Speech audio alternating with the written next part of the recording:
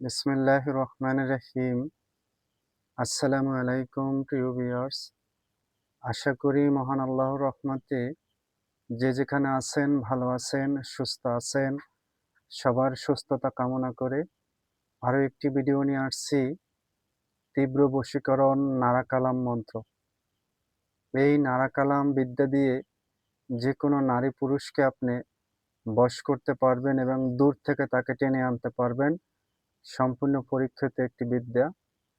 তাই সবার কাছে অনুরোধ থাকবে সম্পূর্ণ ভিডিও দেখবেন। যদি ভালো লাগে অবশ্যই চ্যানেলটি সাবস্ক্রাইব করে সঙ্গে থাকবেন। ভালো লাগবে না স্কিপ করে বেরিয়ে যাবেন। আজকের মন্ত্রটা পরীক্ষিত মন্ত্র। আর এই বশীকরণ কাজ যদি করতে হয় সে মুসলমান হোক অথবা সনাতন ধর্ম হোক অথবা অন্যান্য ধর্মের অবলম্বী হন, যদি অবশ্যই আপনি যদি হিন্দু হন শিবের বা মাতা কালীর মন্ত্র জপ করবেন। আর যদি আপনি মুসলিম হয়ে থাকেন অবশ্যই দুরূদ ইব্রাহিম অথবা যে দুরূদ আপনি পড়তে পারেন সেটাকে বেশি বেশি জপ করে নেবেন অথবা গুরুমন্ত্র জপ করে নেবেন। কারণ বশীকরণ কার্যে আপনি অবশ্যই একজনের শক্তি আপনার প্রয়োগ করতে হবে।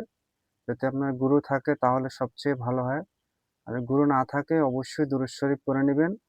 আর না হলে যারা সনাতন ধর্মে আছেন ওম নমঃ শিবায় পড়ে নেবেন। অথবা যারা অন্যান্য ধর্মের অবলম্বী আছেন, যারে মানেন অবশ্যই তাকে স্মরণ করে কাজটি করবেন।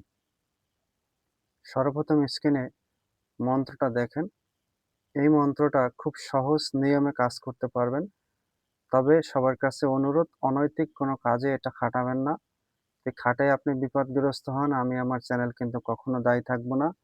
অসামাজিক কোনো কার্যে কোনো কিছু খাটানো যাবে না। কোনো কাজে মানুষের প্রতি এমন কাজ হয় সেটা করা যাবে না।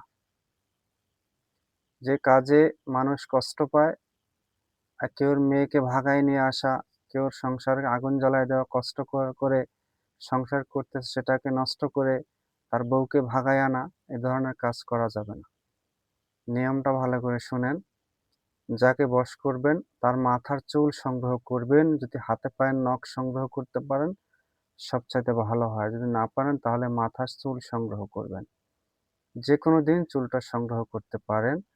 তারপর সংগ্রহ করে চুলটা হাতে নিয়ে ধূপকাঠি এবং মোম ধরাইয়া পূর্ব দিকে মুখ করে বসে অবশ্যই মন্ত্র যখন জপ করবেন অথবা বশীকরণ কাজটি করবেন সর্বদা আপনার তার প্রতি দৃষ্টি রেখে তাকে স্মরণ করে কাজটি করতে হবে। এই মন্ত্র ২১ বার পরে ২১টি ফু দিবেন সেই চুলে অথবা হাতে পায়ের নখে। তারপরে একটি রূপার মাদুলিতে ভরে মুখটা বন্ধ করে কাঁচা মোম দিয়ে বন্ধ করে আগুন জ্বালাইয়া সেই মোম ফোঁটা দিয়ে সেটা কিন্তু দিয়ে বন্ধ করা যাবে না। তারপরে তাবিজের মুখটা বন্ধ করে কালো সুতো দিয়ে একটি শিং মাছের গলায় বেঁধে দিবেন ভালো করে, যেন এই তাবিজটা যেন কখনো শিং মাছের গলার থেকে না ছুটে। তারপর আপনি নদীতে ছেড়ে দিবেন। যেই নদী ভাটা জোয়ার চলে সেখানে ছেড়ে দিবেন। দেখবেন ওই নারী বা পুরুষ যত দূরে থাকুক না কেন আপনার কাছে আসতে সে বাধ্য থাকবে। আশা করি আপনারা বুঝতে পারছেন। আসলে বশীকরণ কাজ খুব পাওয়ারফুল একটি কাজ।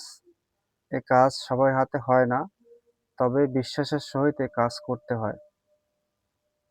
আশা করি আপনাদের ভালো লাগবে। যদি ভালো লাগে অবশ্যই ভিডিওর সঙ্গে থেকে সম্পূর্ণ নিয়ম শুনে অবশ্যই কাজটি করবেন। আমি নিয়মটা আবার বলছি, যাকে বশ করবেন তার মাথার চুল অথবা হাতে পায়ের নখ সংগ্রহ করবেন।